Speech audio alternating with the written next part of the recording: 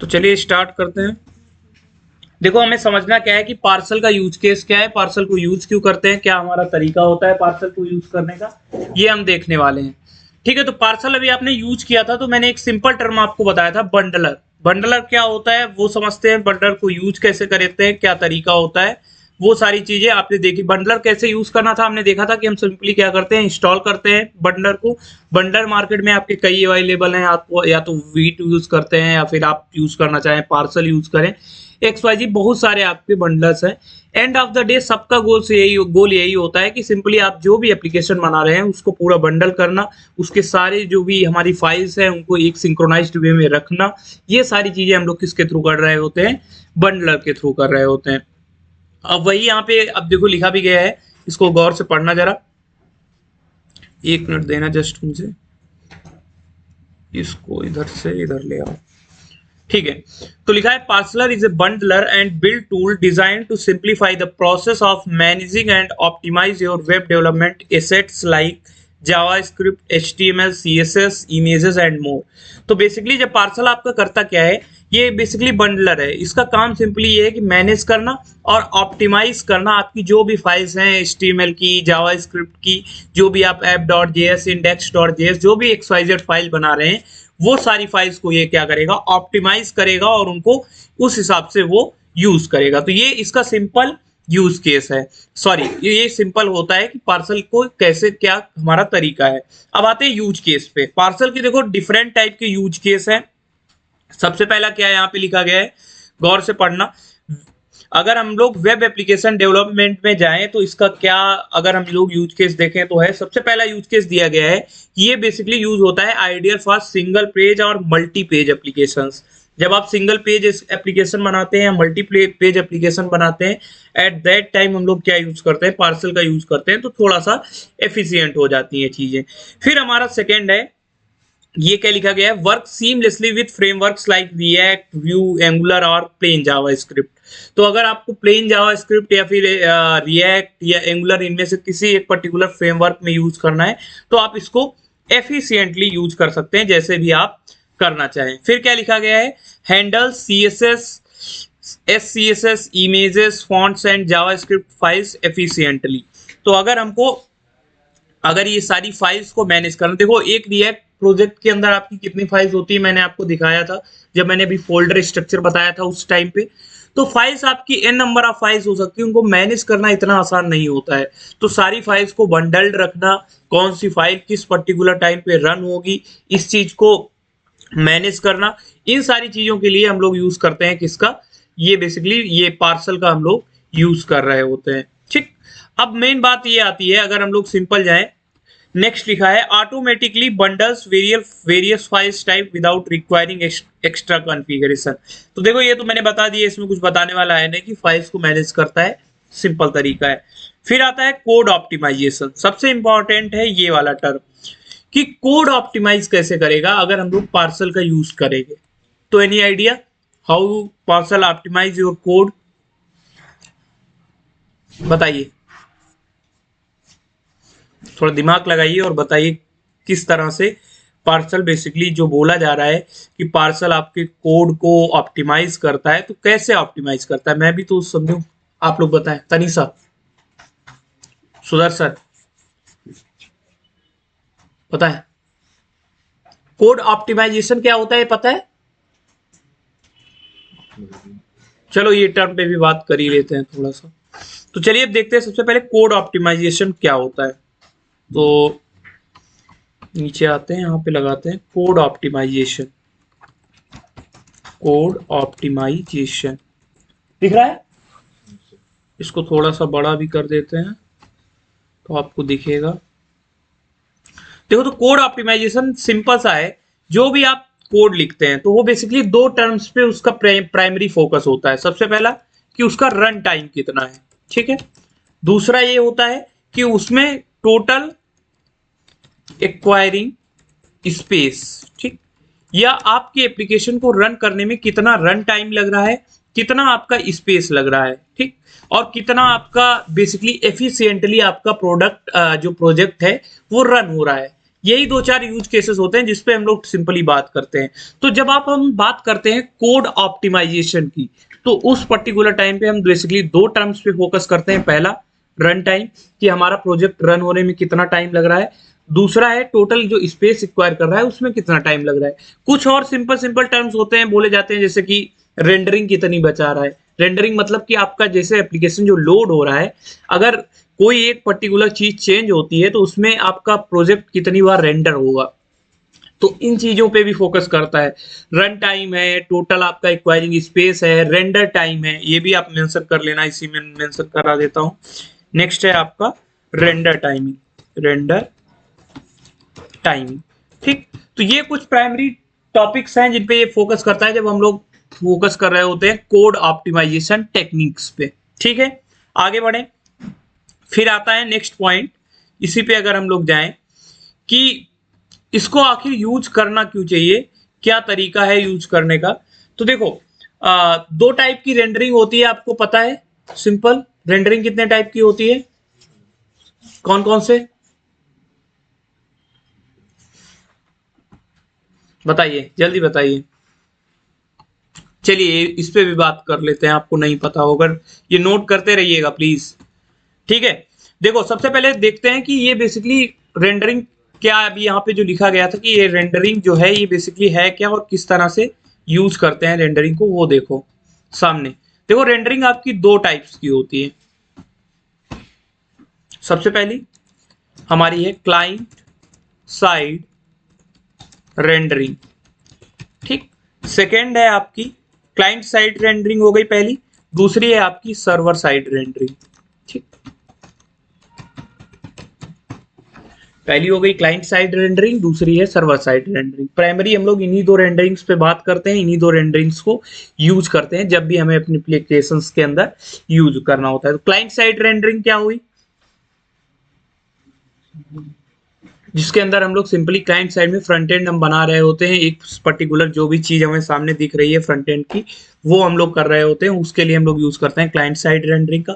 Server side rendering में क्या है कि आप सर्वर से डेटा फेच किया आपने, उसको अगर यूज करना है, उसको ट्राई करना है, कुछ उस पर कोड करना है, तो उसके लिए सर्वर्स का जब यूज लेते हैं तो आप उसको कहते हैं सर्वर साइड रेंडरिंग। तो ये आपका जो पार्सल है ये दोनों यूज केसेस में यूज होता है, either you will use client side rendering और you will use server side rendering. दोनों पर्टिकुलर केसेस के अंदर हम लोग यूज कर रहे होते हैं पार्सल का। ठीक है, तो ये एक रेंडरिंग समझ में आ गया क्या है। ठीक, इससे ज्यादा आपसे कोई पूछेगा नहीं, आपको बस ये पता होना चाहिए कि होती है क्लाइंट साइड रेंडरिंग एक होती है, एक सर्वर साइड रेंडरिंग होती है। ठीक, आगे बढ़ते हैं, नेक्स्ट हम लोग आते हैं। अब देखो यहाँ पे एक चीज लिखी गई होगी, इसी पे भी ये रहा। अच्छा ये देख लेना, कोड ऑप्टिमाइजेशन के अंदर छूट गया था कि minifies transpiles and performs tree shaking to optimize code.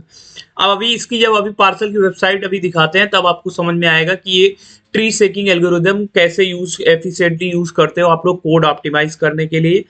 फिर आता है server side rendering. Server side rendering में क्या कर रहे हैं हम लोग, हमने सिंपल देखा था कि सर्वर साइड में जब कोई पर्टिकुलर हमको रेंडरिंग करनी है, उसका यूज करना है, तो उस टाइम पे हम लोग यूज करते हैं सर्वर साइड रेंडरिंग का।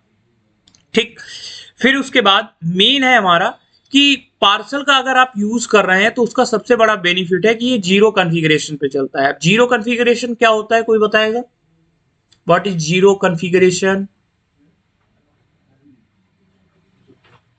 तनिषा, सुदर्शन, जीरो कॉन्फ़िगरेशन कुछ, अरे आइडिया, इंग्लिश है, इंग्लिश से दिमाग लगाओ, कुछ तो समझ आएगा ही। आपका नाम क्या है? ऋतिक।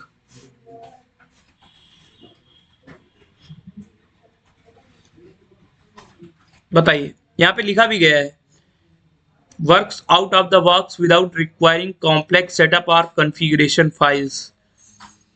तो सिंपल टर्म समझो, अभी मैं दिखाऊंगा, अभी आपको दिखाने वाला हूं इसके जस्ट बाद में, जब मैं हम लोग करेंगे npx create react ऐप, तो आपको कुछ बहुत सारी फाइल्स मिलती हैं जिनका आपको जैसे सेटअप टेस्ट.js, अभी जब देखोगे आप तो n नंबर ऑफ फाइल्स आती हैं, आपकी सेटअप test.js है, आपकी और भी कई सारी ऐसी फाइल्स होती हैं जिनका जनरली आपको काम नहीं होता है यूज केस है प्रोजेक्ट के अंदर बहुत सारे, जब आप इंडस्ट्री लेवल प्रोजेक्ट्स बनाते हैं इन दैट केस वो बेसिकली यूज होती हैं, लेकिन आप जब सिंपल काम कर रहे होते हैं उस केस में आप नहीं यूज कर रहे होते हैं।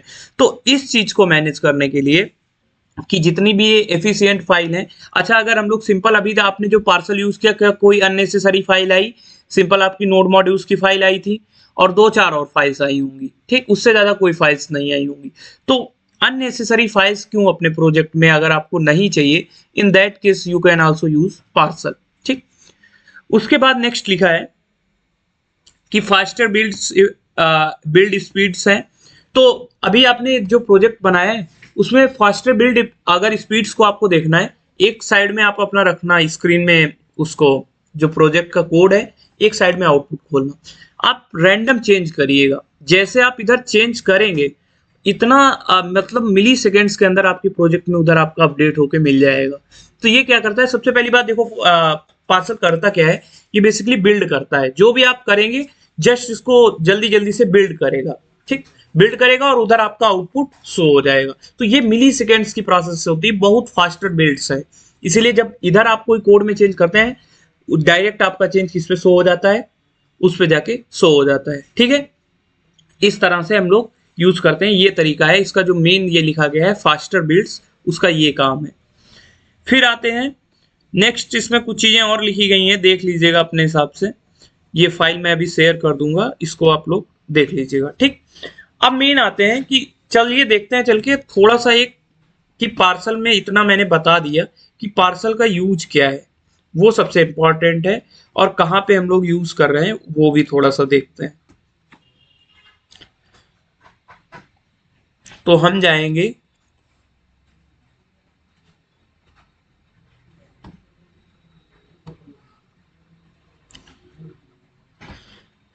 यहाँ पे लिखूंगा सिंपल parceljs.org।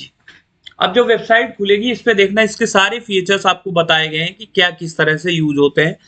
तो इधर हम आते हैं, इसको ध्यान से पढ़ना। सबसे पहला देखो क्या लिखा है, जो अभी मैंने बताया था सेम वही लिखा है यहाँ पे, ये देखो इसको ध्यान से पढ़ना। जीरो कॉन्फ़िग लिखा है, अभी मैंने बताया था कि जीरो कॉन्फ़िग में क्या लिखा है, start with a HTML file, add a script tag, may be some CSS, how about type SAS, images, no problem, parcel works out of the box just you had expect।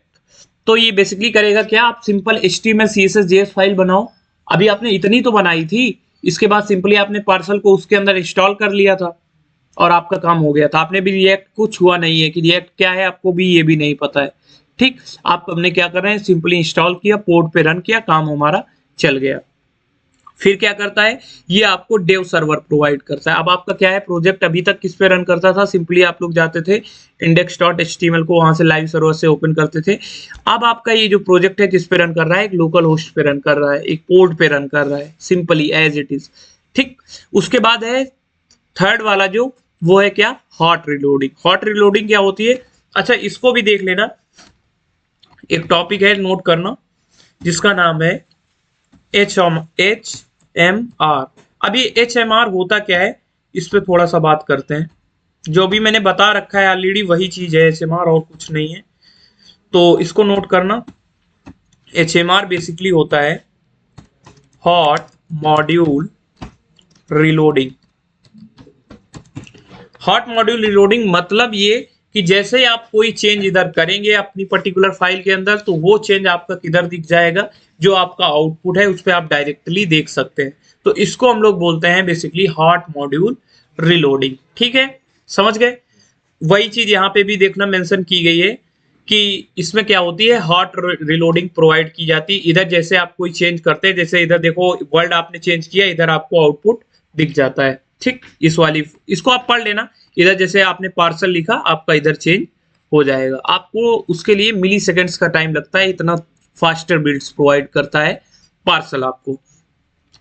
फिर ये कुछ और है, अच्छा ये डायग्नोस्टिक्स में क्या है कि अब अगर आपकी कोई कोड में एरर आती है तो वो आप जब जाएंगे स्क्रीन पे तो आपको एरर ऐसी दिखेगी कि बेसिकली कौन सी लाइन में एरर है, कहाँ पे एरर है आपको डायरेक्टली पता चल जाएगा। ठीक, तो उससे क्या रहेगा, आप आसानी से पता कर सकते हैं कि यहाँ पे हमारी कौन सी फाइल में एरर आई है, क्या एरर थी, आपको डायरेक्टली पता चलने वाला है। फिर उसके बाद ये चीज है, इट इज लाइटनिंग फास्ट है, इसको आप लोग देख लेना, बेसिकली अपने हिसाब से पढ़ लेना, मैं अभी ये वेबसाइट शेयर कर दूंगा। फिर आते हैं जिसपे हम लोगों को अभी बात करनी थी, वो था हमारा सबसे इंपॉर्टेंट, यहीं पे होगा, tree shaking algorithm. Just give me 1 minute.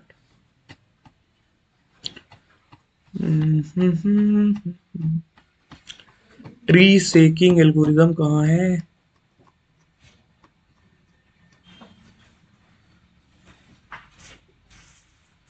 Code splitting हो गया, इमेज ऑप्टिमाइज, ये रहा, ये है आपका ट्री शेकिंग। इसके बारे में थोड़ा अगर ज्यादा पढ़ना हो तो इधर आना और आप इधर से पढ़ना कि ट्री शेकिंग एल्गोरिदम कैसे यूज होती है, क्या तरीका होता है, आपको सब समझ आ जाएगा।